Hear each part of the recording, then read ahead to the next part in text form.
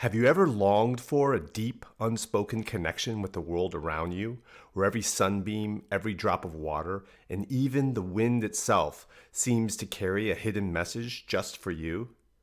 Well, today we're diving into the mystical world of St. Francis of Assisi and his Canticle of the Creatures through a lens that just might change the way you see everything. From sun to soul, Jungian elements in St. Francis's Canticle of the Creatures. Composed while convalescing from an illness in San Damiano, Italy, near the end of his life, St. Francis of Assisi's The Canticle of the Creatures, also known as the Canticle of the Sun, is a sublime and transcendent exemplar of Christian mystical thought that is impregnated with a fascination towards the natural world, an awe for the role played by the Most High in its creation and continued sustenance.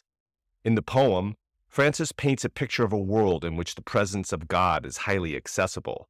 The magnificence of God's creation can be felt by simply opening one's eyes to witness the orbiting celestial objects in the base elemental components of nature, like wind, water, fire, and earth.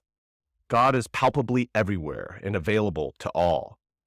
In examining St. Francis of Assisi's Canticle through a Jungian depth psychological lens, we uncover a profound alignment between the mystic celebration of nature and the archetypal symbols within the collective unconscious, revealing the text not only as a cornerstone of Christian mysticism, but also a timeless guide for the individuation process, the integration of masculine and feminine energies, and the acknowledgement of the shadow, thereby offering deep insights into the quest for inner and outer harmony in the human experience.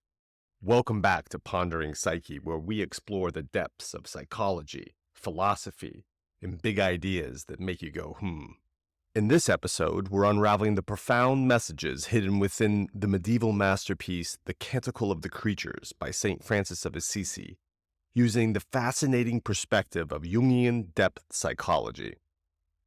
Why does this matter to you? Because understanding this connection can unlock a deeper harmony within ourselves and with the world around us. The poem begins with the mystic's recognition of the immanence of God and the saint's utter humility in the face of the, quote, most high, all-powerful, good Lord, end quote.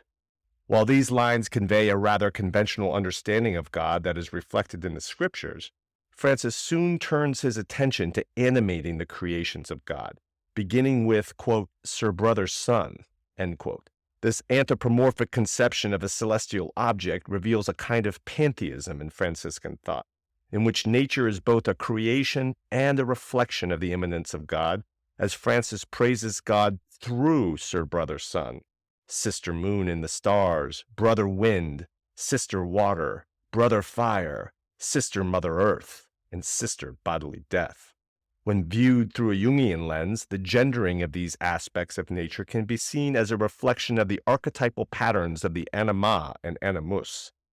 Francis's conception of God quite literally oscillates between the masculine and feminine principles as the poem progresses, going from the male sun to the female moon, to the male wind to the female water, and so on.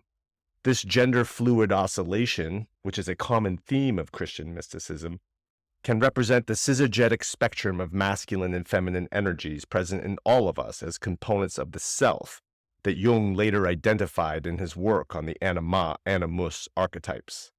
Achieving internal harmony between the poles of this spectrum comprises the goal of Jung's individuation process, which is to achieve a state of psychic wholeness and indivisibility. Jung's process of individuation is further reflected in the mystic's reverence for and integration of the various disparate elements of nature. As Francis perceives and experiences the expressions of the Most High upon the canvas of the natural world, he is coming to terms with the totality of human existence. He is a witness and a participant in God's unfolding into nature. His consciousness erects a bridge to the consciousness of God. What's more, the collective unconscious, another key element of Jung's model of the tripartite psyche, can be seen in Francis's description of Brother Wind, quote, through the air, cloudy and serene, and every kind of weather giving sustenance to your creatures, end quote, implying an untouchable yet felt presence that is common to all creatures on earth. much like Jung's concept of the collective unconscious. The sun can also be seen as a Jungian representation of the organizing principle of the psyche, the self.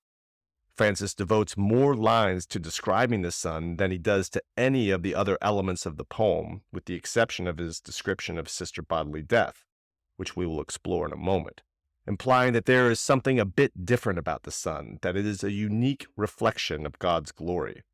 Quote, "Of you, Most High, he bears the likeness," end quote, writes Francis, recalling Genesis 1:26, in which God made, quote, "man in his image, after his likeness," end quote. This undeniable parallelism at once both supports the notion that the sun is the archetypal figure of self and suggests that man, who is reflected in the sun, bears the likeness of God and is himself an emanation of the divine presence, suggesting a path to greater enlightenment and spiritual expansiveness. A key Jungian aspect of the individuation process is for one to come to terms with the archetype of the shadow, or the elements of self that one wishes to suppress, repress, or deny. Jung's concept of the archetypal shadow can be seen in Francis's description of Sister Bodily Death. Like a formless shadow, Sister Bodily Death is the only element described in the poem that is more of an abstract state of being or non-being than a physical element or object.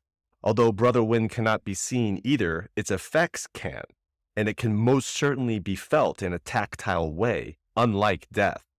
Francis groups death with a reference to mortal sin, establishing a clear connection between death and the presence of evil, just as the shadow can be thought of as an amalgamation of the unwanted or undesired aspects of the self that can be malevolent, socially objectionable, destructive, or damaging to one's health or the health of others.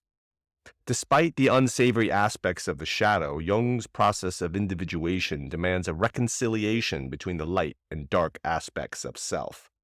Though often unpleasant, working with one's shadow and integrating it is a prerequisite for one's achievement of wholeness. So too does Francis suggest an engagement with the shadow, which is represented by death in the poem. Quote, "Blessed are those who will find your most holy will, for the second death shall do them no harm." This allusion to two deaths is a striking feature of this poem. It suggests that one must first enact a psychic death before succumbing to a physical death. Francis writes that no living man can escape death, but this implies that a man who has already died can escape at least the pain of bodily death. Within this psychic death, one must die to one's disparate elements, particularly the shadow, to prepare for the second death, the bodily death. Only then can one pass through the gates of death without suffering any harm. To conclude, the Canticle of the Creatures stands not merely as St. Francis of Assisi's paean to the divine tapestry of nature, but also as a map of the soul's journey towards individuation, illuminated by a Jungian depth psychological perspective. The text, through its vivid personification of the natural elements, echoes the archetypal resonances of our collective unconscious, offering a conduit to the divine through the reconciliation of opposites and the embrace of the shadow. By understanding this convergence between St. Francis's mystical vision and Jungian psychology, the canticle can be seen as not just a reflection of medieval spirituality, but a living testament to the enduring quest for a deeper understanding of the self and the world, a testament as luminous and nourishing as the sun that crowns the Umbrian sky. If today's journey into the world of Francis and Jung has sparked a flame of curiosity within you, let's keep that flame alive by clicking on this video for a deep dive into Carl Jung's archetypes and how they can transform your life.